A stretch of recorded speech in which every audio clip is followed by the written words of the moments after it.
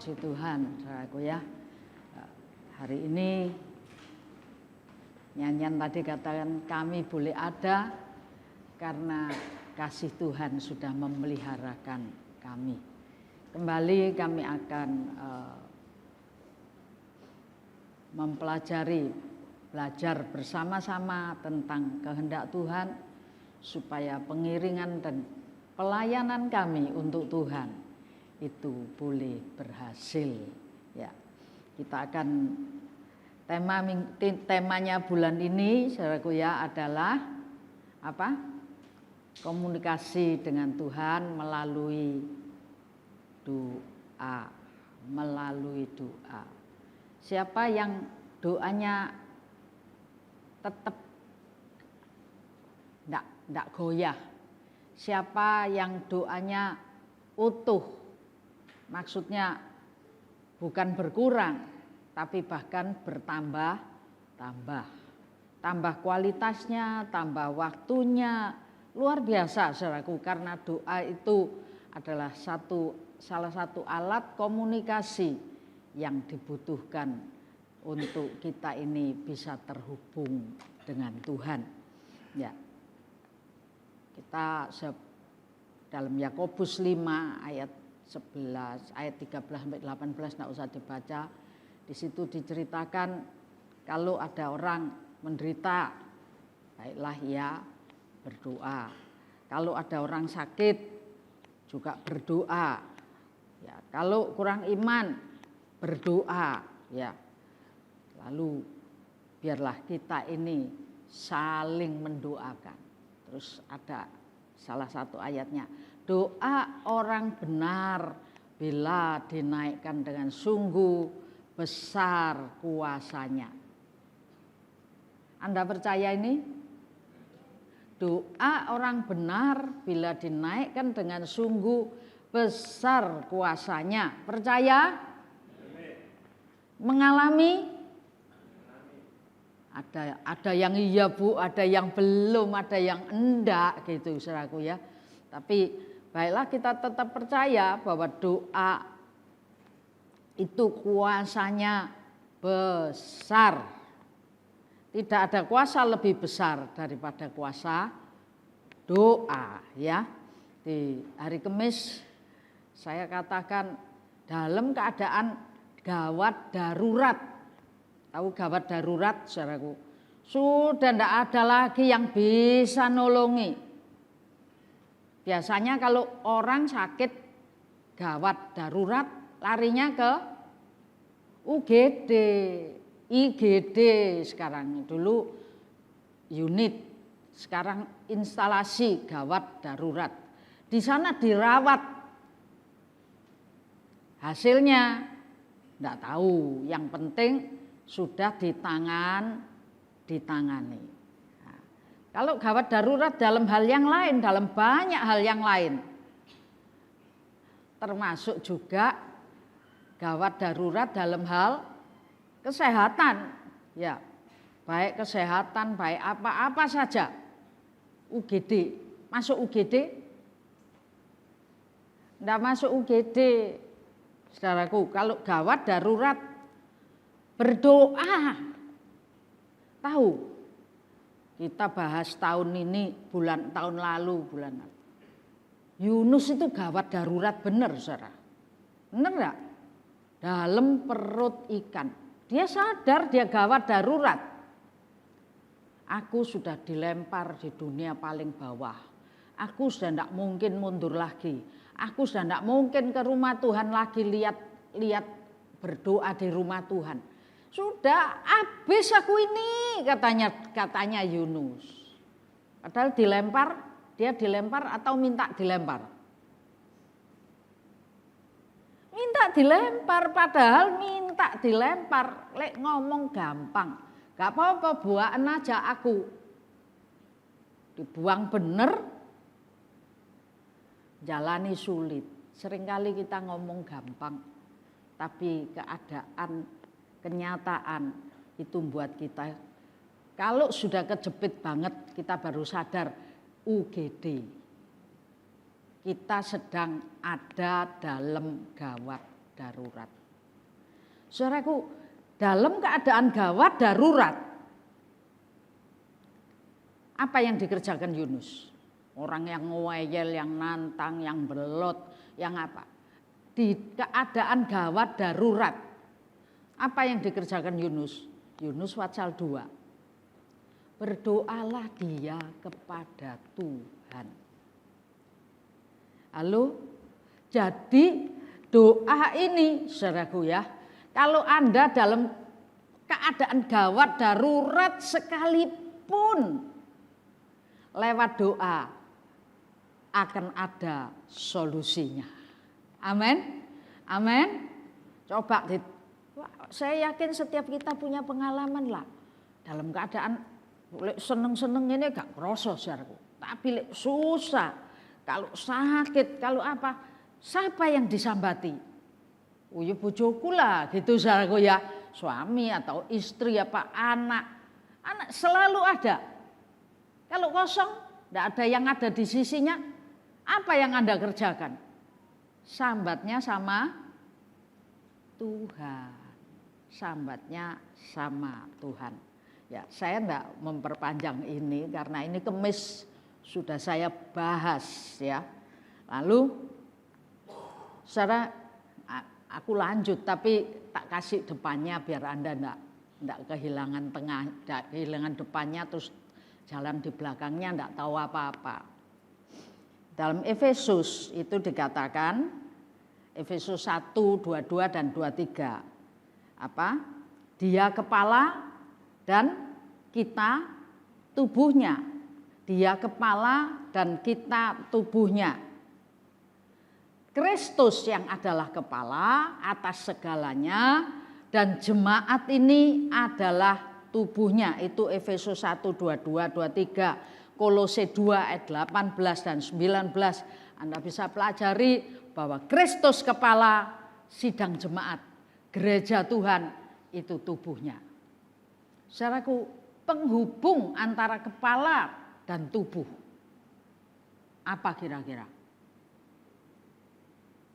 Ada satu yang kecil, tidak besar-besar amat, kecil. Tapi semua alat-alat komunikasi itu ada di sana.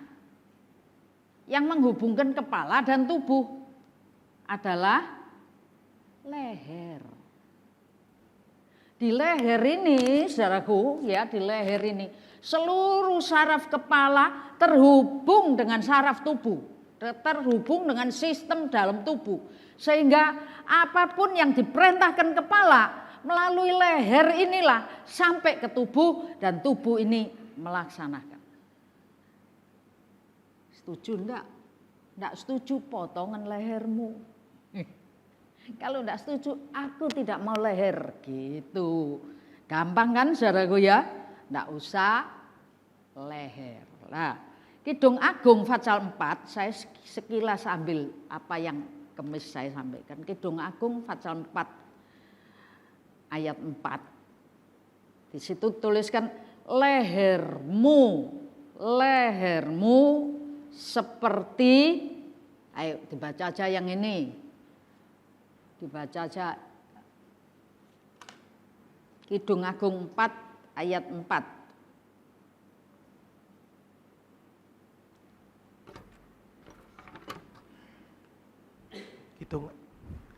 Ya, tolong siapa? Kidung Agung 4 ayat yang keempat. Lehermu seperti menara Daud, dibangun untuk menyimpan senjata. 1000 perisai tergantung badannya, dan gada para pahlawan semuanya. Ya, di lehermu itu, jadi lehernya jemaat, lehernya penghubung antara kepala dan tubuh. Leher itu adalah di sini dikatakan seperti menara Daud. Menara Daud itu isinya apa? Untuk nyimpen senjata. Senjata apa? Perisai dan gada para pahlawan. Saya enggak detail ya, saya sekilas saya lewati. Jadi pada leher ini tersimpan senjata aktif, senjata pasif. Senjata pasif perisai, senjata aktif Gada, bukan cuma Gada biasa tapi Gada yang teruji, Gadanya para pahlawan. Jadi ketika Yunus ada dalam gawat darurat, dia berdoa, dia masuk di menara Daud ini. Itu sebabnya ada perisai yang menolak, aku tolak kuasa maut, aku tolak kegagalan, aku tolak kesempatan yang habis, gitu katanya Yunus. Itu kalau dibahasakan, saking Yunus pakai puisi, pakai pantun gitu saudaraku ya. Tapi kalau dibahasakan, aku tolak ini kehabisan kesempatan. Dan aku minta kasih karunia Tuhan kembali. Untuk aku kembali beroleh kesempatan. Sungguh Tuhan, kalau Tuhan tolong aku dan aku keluar dari perut ikan ini, aku masih beroleh kesempatan hidup, aku akan menepati natsarku. Setuju kalimatnya Yunus itu kalau dibahasakan sehari-hari gitu? Kalau kemarin aku bangkang, kemarin kau suruh aku ke Niniwe, aku lari ke Tarsis. Sekarang kesempatanku habis. Dan aku datang kepadamu Tuhan. Aku minta kesempatan lagi. Kalau engkau kasih aku kesempatan keluar dari perut ikan ini, maka aku akan pergi ke Niniwe. Aku akan melakukan apa yang Tuhan perintahkan kepadaku. Senjata aktif, pasif dipakai oleh Yunus. Dilalah. Dilalah apa-apa? Tidak, ayat menuliskan lalu berfirmanlah Tuhan kepada ikan. Dan ikan itu memuntahkan Yunus keluar. Ya ini dilalah saudaraku. Keluarnya kok ketepaan di Niniwe. Kata lain Tuhan ngomong, tak taruh Niniwe, nempati janji enggak? Anda yang beroleh kesempatan hidup kedua, hati-hati saudaraku. Natsar bayar, jangan tidak. Nanti dibuang ke Niniwe. Godok-godok lagi di Niniwe ini yang namanya Yunus ini. Ya kan? Ya apa ya? Wong iya pancene gitu ya. Nah, ini Yunus. Jadi bagian 1 saya akan ambil 2 bagian lagi. Bagian 1 doa. Dalam doa ada kekuatan besar. Ada fasilitas persenjataan aktif dan pasif. Sehingga ketika engkau berdoa, keadaan gawat darurat pun keadaanmu, engkau akan tertolong. Amin. Amin. Ini komunikasi. Anda harus membangun komunikasi yang bagus dengan Tuhan. Kalau komunikasimu tidak bagus, senjatamu tidak bisa dipakai. Di leher ini kalau mogok, fungsinya seawak lumpuh sah. Ya kan? Jadi fungsi leher, berdoalah, bangun jaringan doamu supaya engkau punya kekuatan besar dengan perlengkapan senjata Allah. Salah satu perlengkapan senjata Allah dalam kitab Efesus adalah doa. Makanya doa orang benar bila dinaikkan dengan sungguh-sungguh sangat besar kuasanya. Siapa yang sudah mengalami kebesaran kuasa doa? Angkat tangan. Sungguh besar kuasanya. Ini bukan jual jamu. Di Wonokromo itu ada yang jual jamu. Wah, ngecap enggak karuan. Namanya Pak Mukri. Kalau orang sudah ngomong janji-janji, orang-orang di Wonokromo itu, anak buah Pak Mukri katanya gitu, saudaraku. Ini doa besar kuasanya, doa banyak manfaatnya, doa itu penting buat kita, bukan anak buahnya Mukri, tapi ini adalah janji firman Tuhan. Amin. Jaringan doa, jaringan komunikasi. Kalau disadap, Kalau di apa? Baru ini lagi rame di apa? Dicuri datanya. Bahaya saudaraku. Itu sebabnya perkuat jaringan doamu. Supaya datanya enggak bisa dicuri. Iblis kalau dengar kamu ngomong, Tuhan tolongan aku. Aku ini misalnya butuh beras 5 kilo. Besok iblis kirim beras 5 kilo. Bisa ngrungokno soalnya. Tapi kalau engkau berdoa dalam bahasa roh, saya enggak bilang bahasa roh itu selalu harus yang gini gitu, bukan. Dengan bahasa dalam hati nuranimu. Itu kalau nuranimu jerit, bahasamu ya jerit, saudaraku. Enggak mungkin kalau hati nuraninya jerit bahasanya la. Enggak, jerit itu bahasa roh yang sebenarnya. Enggak harus Anda mesti keluar suara yang aneh-aneh. Sampai gak iso niru-niru. Itu bukan bahasa roh, itu bahasa tiruan. Hati-hati ya, jangan bahasa tiruan ya. Lah kok gak iso sih aku. Wong iki tumpangi tangan langsung melok. Belum tentu langsung melok iku niru ta tenan saudaraku. Yang jelas Anda sendiri tahu Anda sedang berbahasa roh atau tidak. Nanti kapan-kapan ya kita bahas tentang bahasa roh supaya Anda ngerti. Roh itu dalam hati nurani. Kalau spirit kita berbicara kepada Tuhan sedalam-dalamnya, sedalam hati nurani, di situ Anda akan berbahasa roh. Amin. Bahasa roh ini tidak bisa dicuri, tidak bisa dibajak oleh iblis. Harus ngerti. Banyak data dibajak, tapi bahasa roh itu hotline antara kita dengan Tuhan. Tuh, wis gak bocor mana-mana. Amin. Kadang-kadang kita bicara sama Tuhan, berdoa kepada Tuhan dengan bahasa roh, bahasa yang keluar dari nurani yang paling dalam. Orang lain gak ngerti, Tuhan ngerti. Amin. Yang orang lain gak ngerti, Tuhan ngerti. Lalu karena Tuhan ngerti, Tuhan jawab. Hati-hati kalau Anda sudah berbahasa secara pribadi dengan Tuhan. Kadang-kadang mulut kita ini ngocor. Ada enggak? Anda pernah ditegur enggak? Pas ngomong sesuatu, loh iku aja diomong gitu. Ada enggak? Ada saudaraku. Kita ini ngocok. Wah panjang lebar. Sampai di satu titik kita ngomong. Ini pergumulan doa kita. Kita ngomong. Padahal selama ini kita rahasiakan. Keperucut. Ada teguran loh kadang. Ojo ngomong, setan krungu gitu saudaraku. Hati-hati ya. Amin. Itu saya enggak panjang di sini, nanti kepanjangan habis.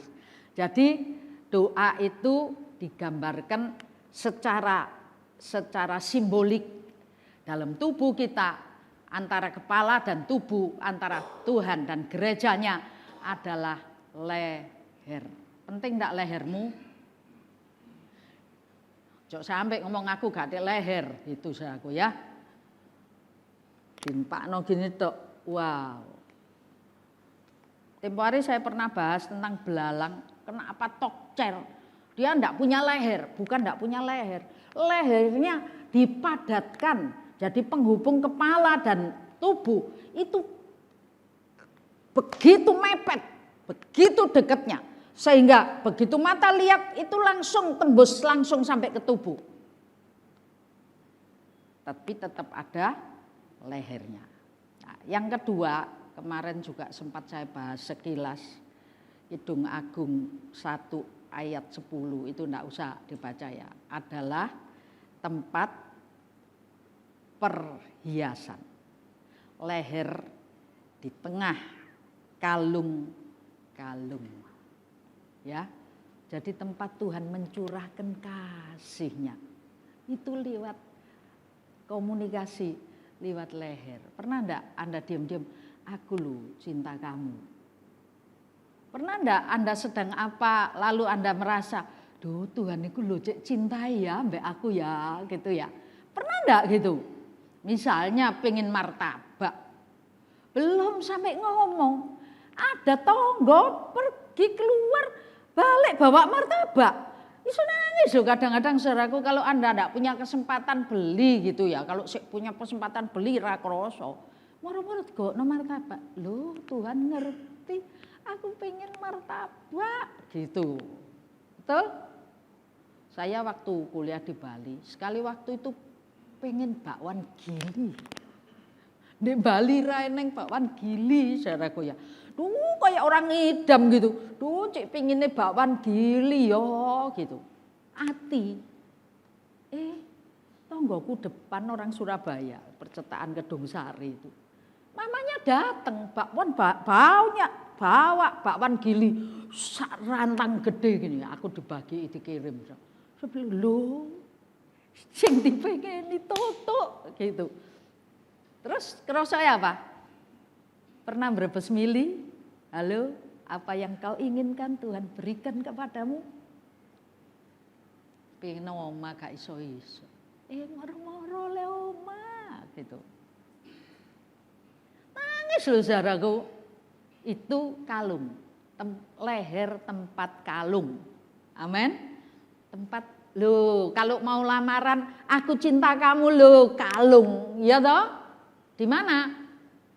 Di bau, di leher, amin, di leher, ya.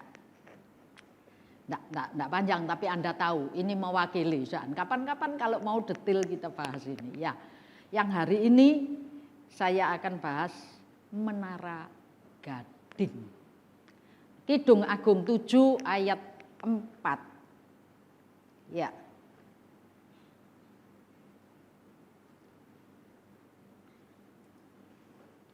Kidung Agung 7 ayat 4 dan ayat 10. Kidung Agung 7 ayat yang keempat dan 10. Lehermu bagaikan menara gading, matamu bagaikan telaga di Hesibon, dekat pintu gerbang Betrabim. Hidungmu seperti menara di gunung Libanon, yang menghadap ke kota Damsik. Ayat yang ke-10. Kepunyaan kekasihku aku, kepadaku gairahnya tertuju. Suaranya mungkin bisa dibantu, suara ininya dibesarin atau dijelasin. Ya. Jadi lehermu bagaikan menara gading. Anda tahu doa Anda itu seperti menara gading. Gading itu larang enggak? Begitu berharga. Bagi Tuhan, Tuhan memberikan nilai istimewa buat doa-doa Anda.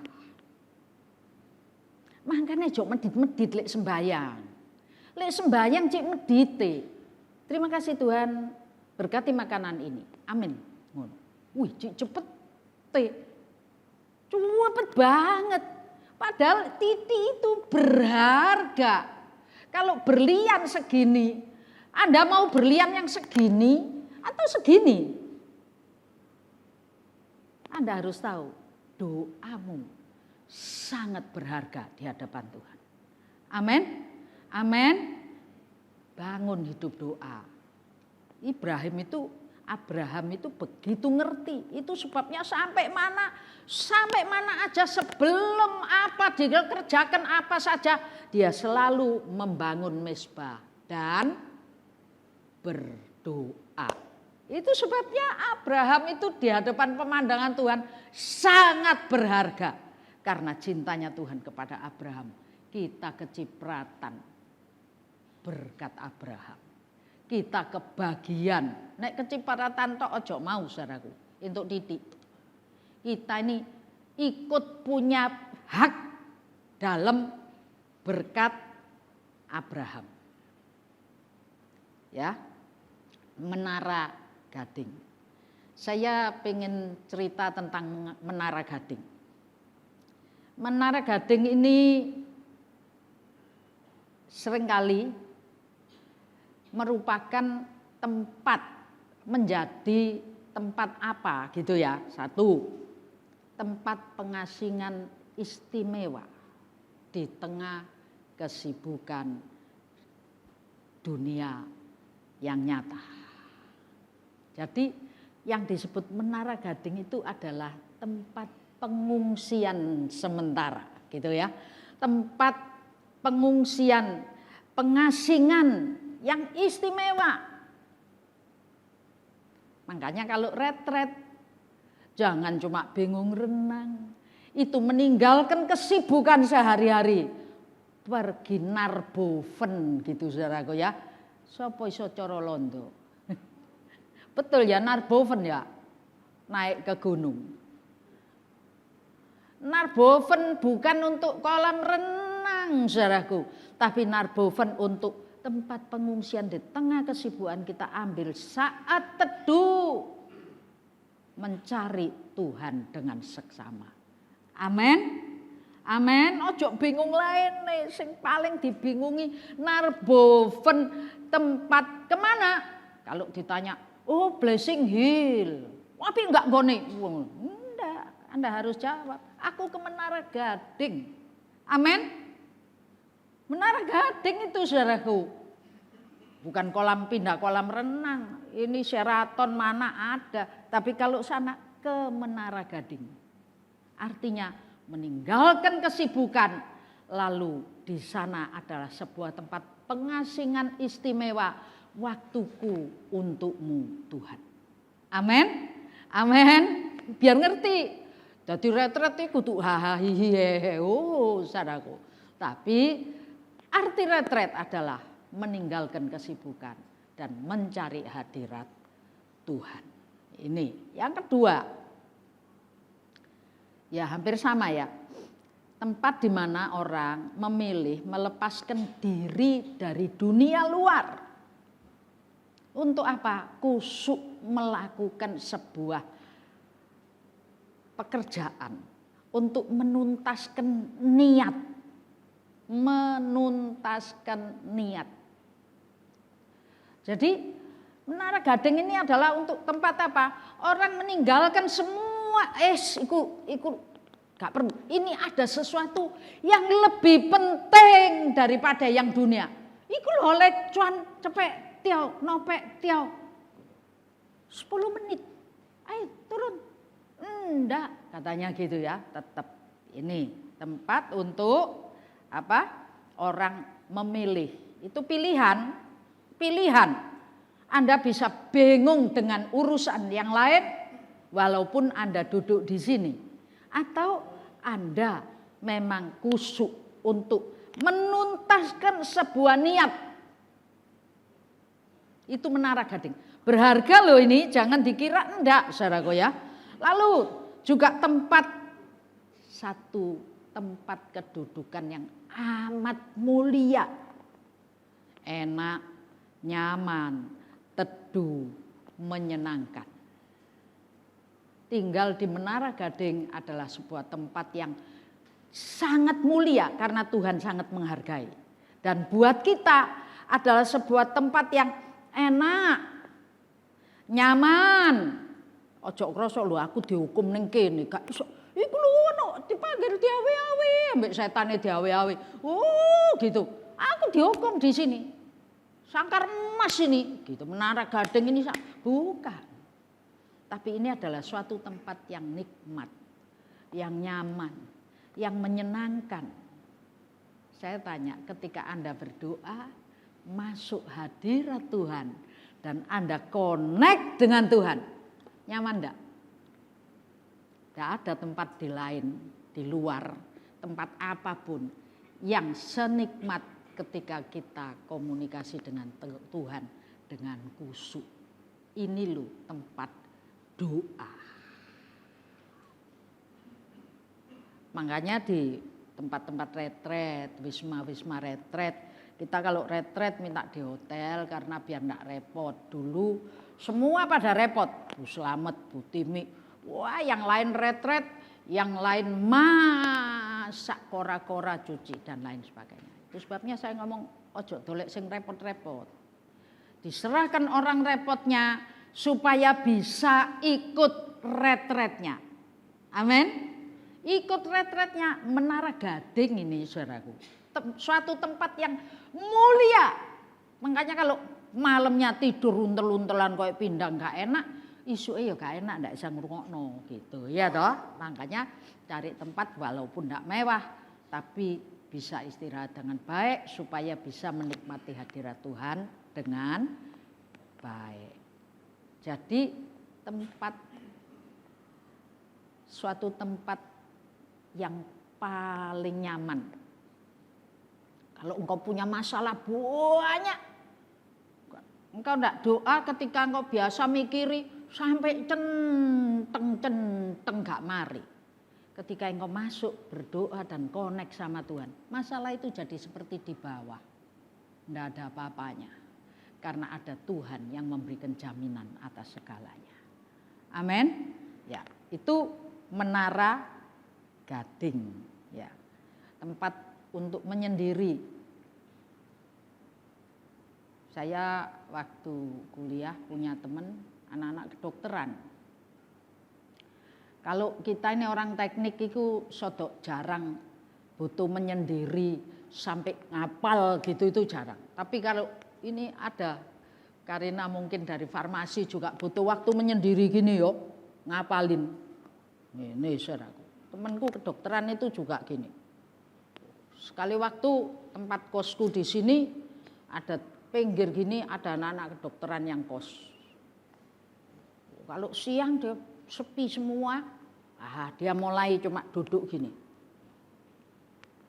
Ngomel. Ada orang yang belajar tanpa ngomong bisa nyantol. Tapi ada orang yang belajar perlu ngomel, saudaraku. Pembantuku ndak ngerti, saudaraku. Nih, ana wong gendeng lho nggo kono. Ket mangisuk ngomyang. Ngomyang ya apa Siti? Aku Sariati namanya. Ini delok. Oh tak delok. Sekarang enggak tahu tugas di mana. Jadi dokter masih angkatannya Jimmy One-Med itu Pak. Namanya areke paling jadi sak konco paling pendek. Oh cilik panggilannya cilik. Lu cilik disangkakno wong ngomyang padahal belajar. Ada butuh waktu untuk bisa komunikasi secara pribadi dengan Tuhan. Ndak boleh diganggu siapa-siapa, ndak mau diganggu siapa-siapa. Itu loh Menara Gading. Anda punya Menara Gading? Lehermu itu Menara Gading. Amin. Dalam jam doamu, kualitas doamu, itu loh Menara Gading. Komunikasimu dengan Tuhanmu sangat tergantung dari Menara Gading yang kau bangun itu. Kalau diobrak-abrik enggak bisa apa-apa. Saya ambil beberapa contoh, saudaraku ya, saya ambil beberapa contoh. Saudara Daniel, dalam kitab Daniel pasal 6, enggak usah dibaca. 11 dan 12, Daniel 10 ayat 1, 2, dan seterusnya. Daniel pasal 6 ayat 11 dan 12. Di situ menjelaskan setiap hari 3 kali Daniel itu masuk ke ruang atas.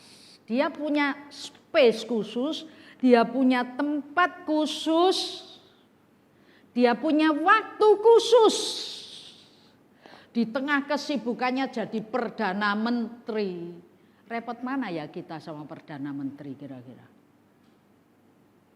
Di tengah kesibukan yang seperti itu, dia punya tempat khusus dan waktu khusus. Dia tidak peduli apa saja, jamnya, waktunya, dan tempatnya. Dia selalu sehari 3 kali dia naik dan kamar atas itu dan berdoa.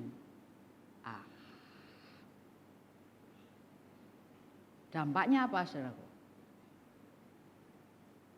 Wah. Dia diberkati Tuhan, dia ditolong Tuhan. Di berapa zaman, berapa raja.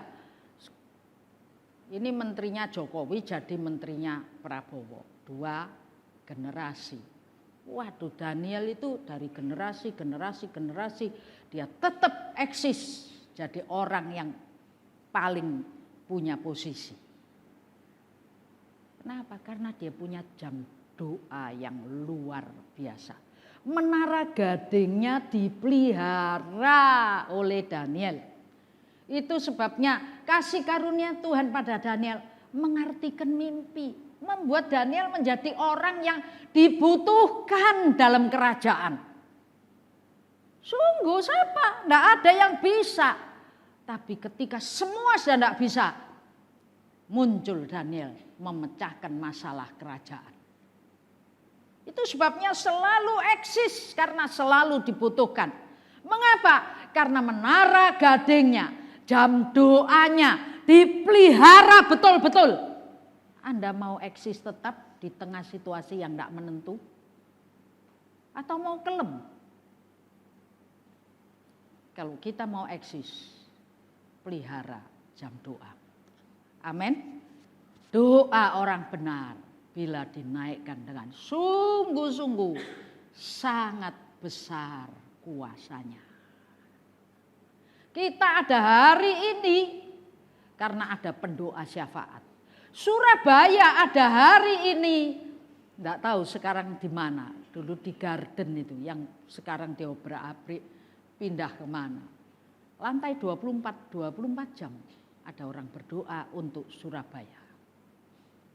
Waktu bom mau masuk Surabaya, ketangkep di Bungkul.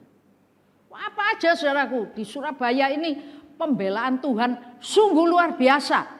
Anda merasa di antara kota-kota kita ini aman?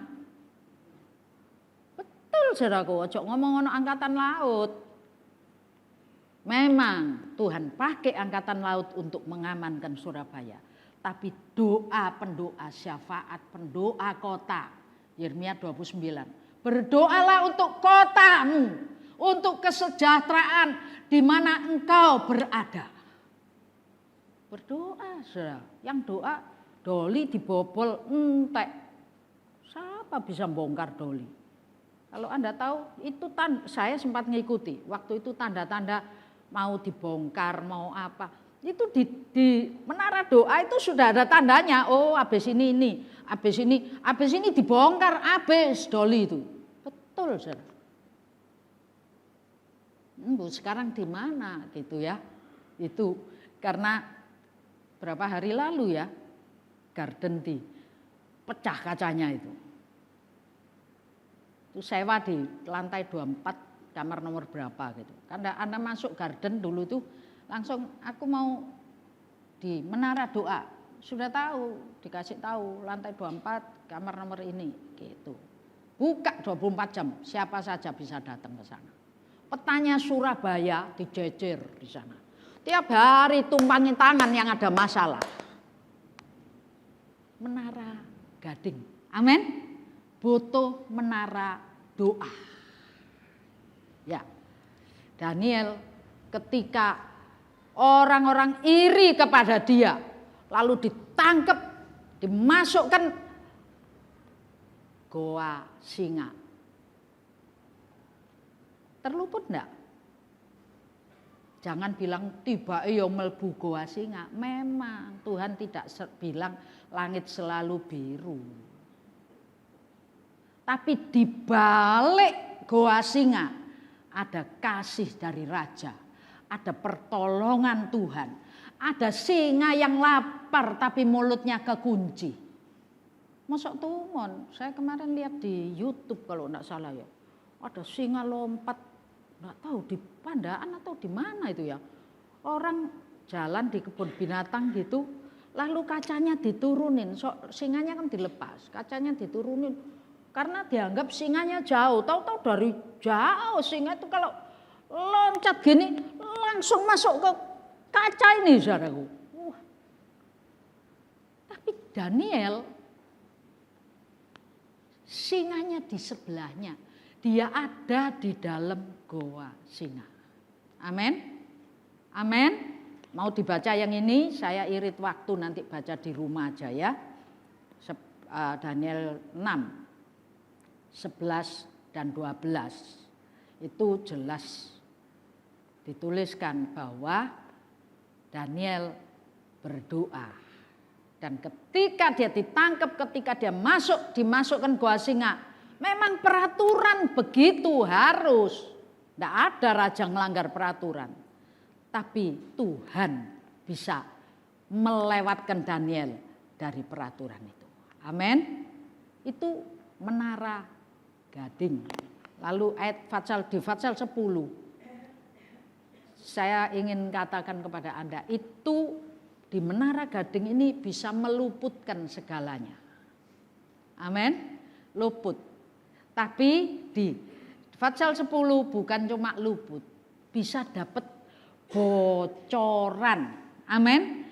Dapat bocoran. Bocoran apa? Keadaan zaman.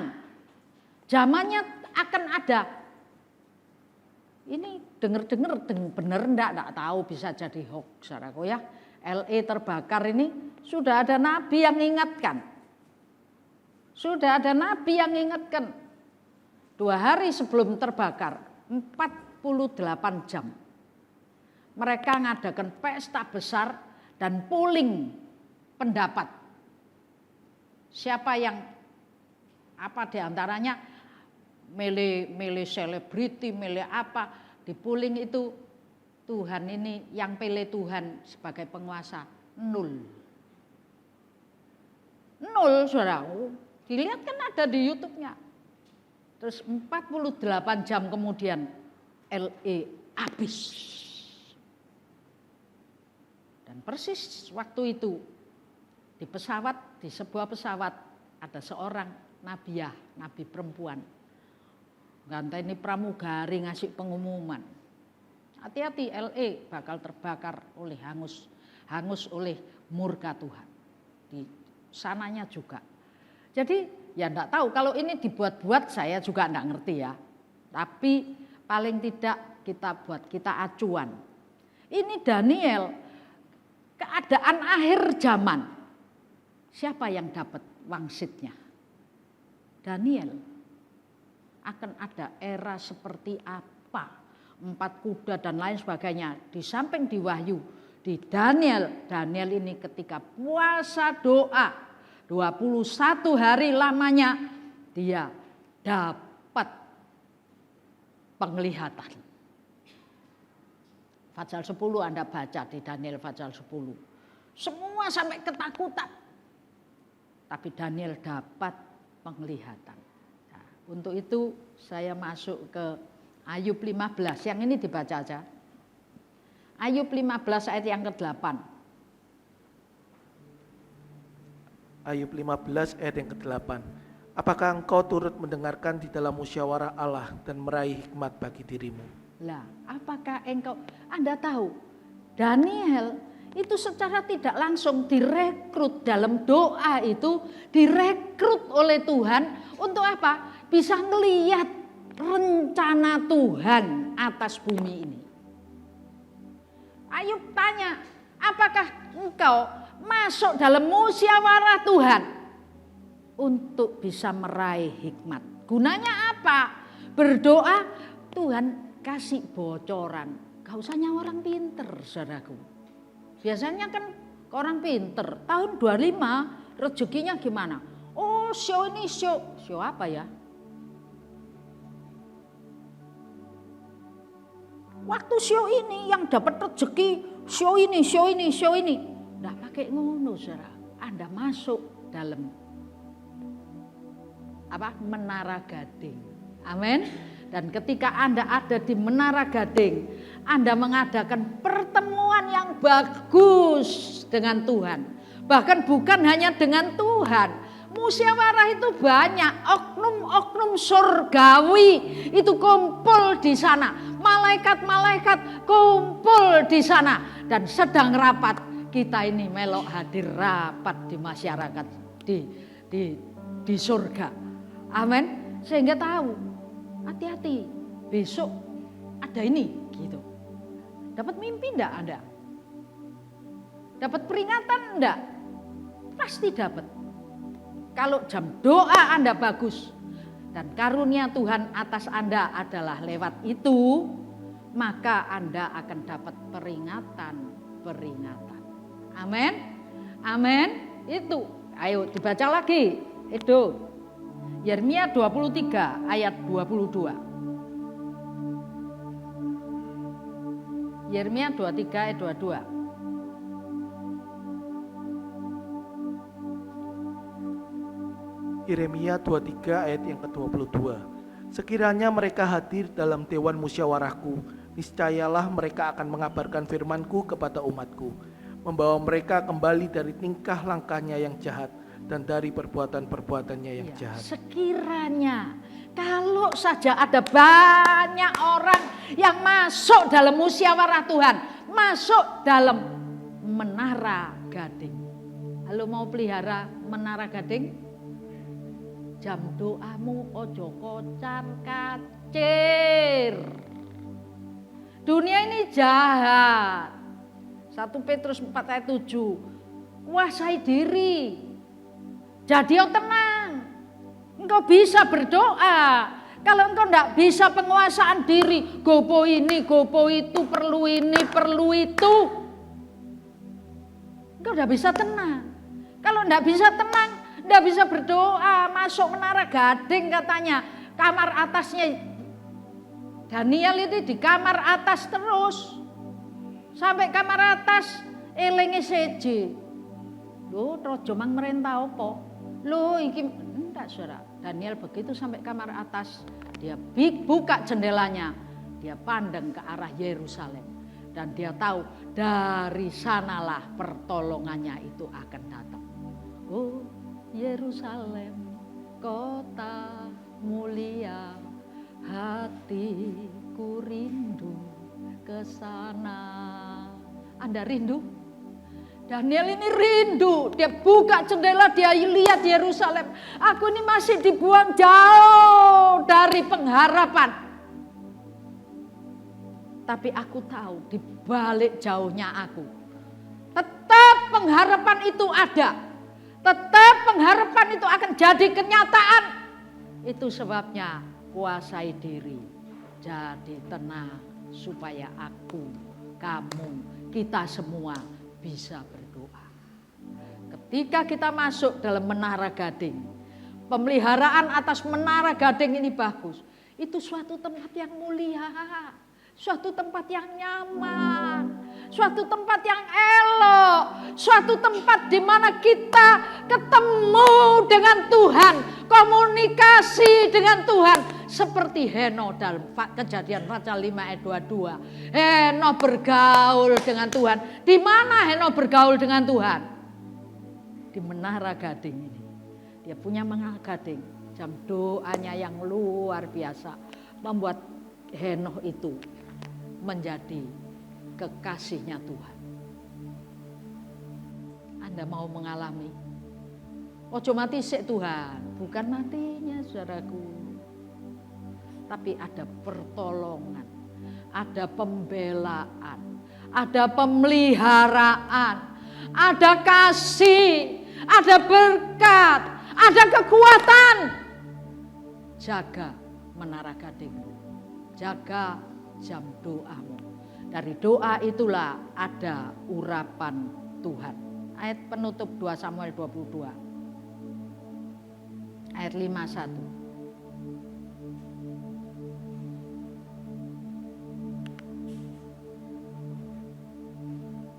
Tuhan mengaruniakan pertolongan, keselamatan, pembelaan buat orang yang diurapinya.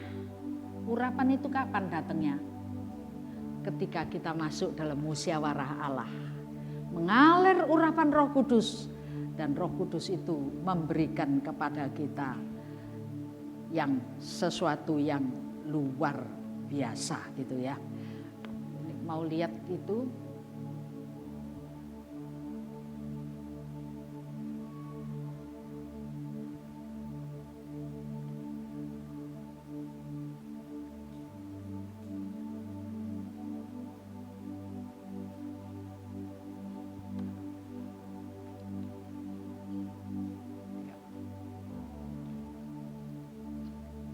Kita bangkit berdiri saudaraku ya.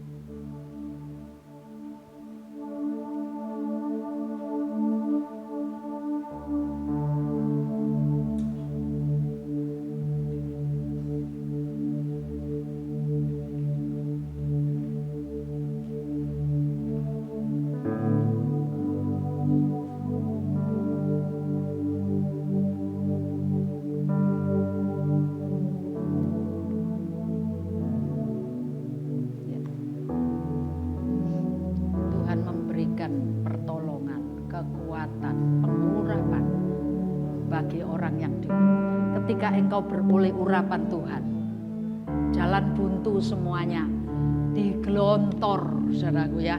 Akan ada jalan keluar, akan ada solusi, akan ada berkat, ada kemenangan, ada pertolongan.